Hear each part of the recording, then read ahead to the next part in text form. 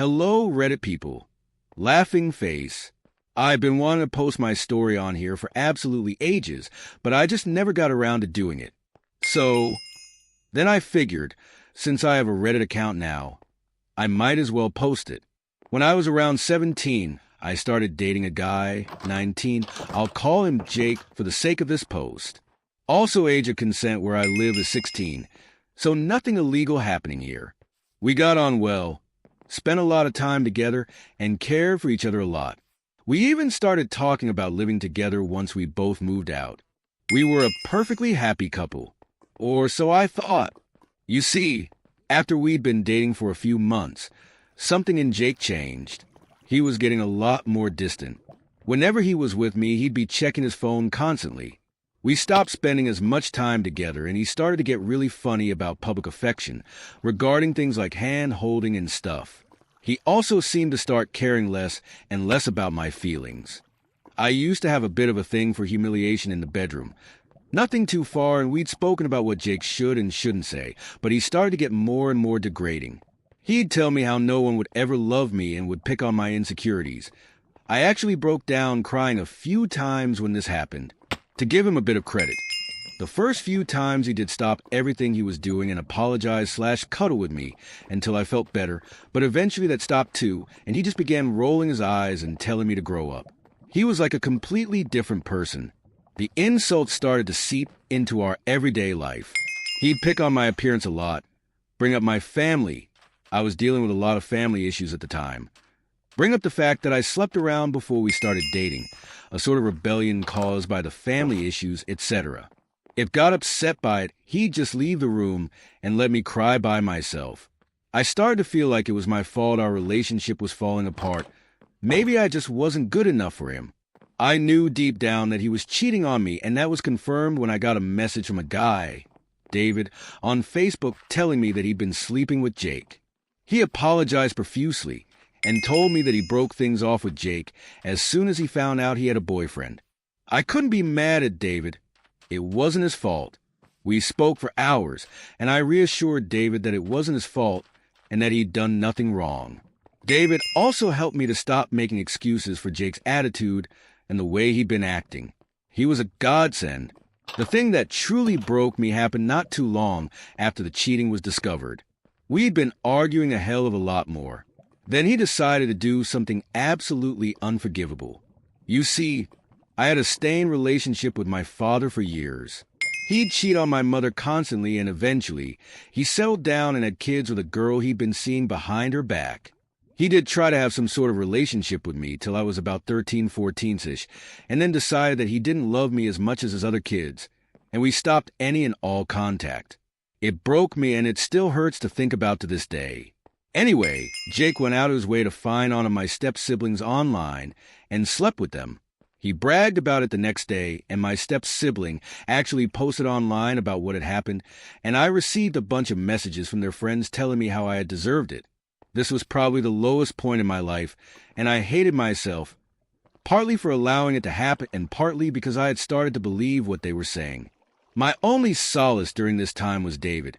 I didn't want to burden my friends with my problems, and David was one of the only people who knew firsthand what Jake was like. We spoke for a few weeks, and eventually talk turned to revenge. I had tried calling things off a couple of months prior due to Jake's awful behavior, but he started with the apologies and telling me he didn't mean it. He'd never do it again. He even spoke to some of my family members who unknowingly pressured me to get back together with him as we were such a sweet couple. I hadn't wanted to tell them the real reason that we'd broken up, so I kept the details pretty vague, though I'm pretty sure some of them had seen my step-siblings post and knew why I didn't want to be with him. After weeks of talking and planning, I had finally had enough and decided to do something about it. My father wasn't exactly a rich man, but he worked a pretty well-paying job and earned enough money to live fairly comfortably. He had begun spreading rumors around when I was younger, during a custody battle with my mother, that he had set up a trust fund for me, and that there was enough money there to get me set up in my own place when I was 18, plus a bit extra. I knew that this was absolute bullshit. He tried to get out of paying child support all the time. Of course, he'd never set up a trust fund for me. However, Jake didn't. We'd never spoken about it a lot, but he'd heard the rumors, and I just always say what I told you folks. My father was an appalling parent who grudged paying my mother child support, so why the hell would he set up a trust fund? But Jake wouldn't listen.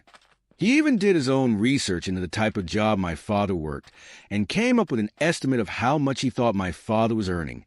Though, to his credit, he did drop the subject whenever I asked him to, for a while anyways. I decided to use this to my advantage. Jake and I were still dating, though I avoided him at any chance I got. Until one night where I sat him down and told him that since I'd be turning 18 in a couple of weeks, I'd started thinking about us getting our own place, with the trust fund my father had set up for me. He immediately cheered up at this, and honestly, I think that night was the first time in months that he'd said anything nice to me when we weren't in public or with friends/family. This very nearly made me want to call the whole thing off, but I spoke with David later that night, and he reminded me that Jake would go back to his usual degrading attitude in no time. We started looking at flats, though Jake was kind enough to let me have the final say and handle the paperwork, because how could he possibly go out and cheat on me if he had to sort out the paperwork for a flat? I was a little surprised by this, to be very honest, as I'd always thought that he'd want his name on the paperwork and everything, so I couldn't kick him out. But by this point, he'd slept with my step-sibling, degraded me, smashed my self-confidence to pieces, and cheated on me regularly. I think by now he thought that I wouldn't kick him out no matter what he did. Anyways, I started taking up extra shifts at work to try and save enough money to actually move out. Not with Jake, though. Oh no. I was moving in with my friend Emma. We had both been thinking about moving out for a while anyways, and though, why not just be roommates? We found a cute little one-bedroom flat that was close to our college and work, and started getting stuff sorted to move in. I also didn't want to bring any trouble to my mother's door if Jake started kicking up a fuss. Emma had no issues with clawing the face off him if need be, and told me not to worry about him coming to our front door. Then came the next part of the plan. I waited till a week or so before Jake and I were supposedly moving into our own flat, and stole his phone for a few minutes. He'd stopped caring about leaving his phone unattended, and would sometimes flat out brag about how lucky he was to be able to sleep with whoever he wanted, and come home to a little bitch who'd make him dinner. So that day when he went for a shower, he wasn't all too bothered about taking his phone with him. Perfect. I went on to his phone, deleted my number from his contacts, and changed the name of his MM's contact as mine. Pleased, I went to the kitchen, smashed one of the plates. It was my mother's, but it was a cheap one from a local shop, and I did replace it as soon as possible. I left for work once everything was done. My mother had left for work a couple hours prior, so she was safe. I just needed a reason for him to get pissed off. And oh boy, did he get pissed off. His first reaction was to text me, calling me all the disgusting names under the sun. Except it wasn't me he'd texted, it was his mom. I'd texted her in advance and told her that I hoped she'd forgive me, but she had to see what her son was really like. She'd never tried to defend him as much as she just hadn't known quite how bad his behavior was.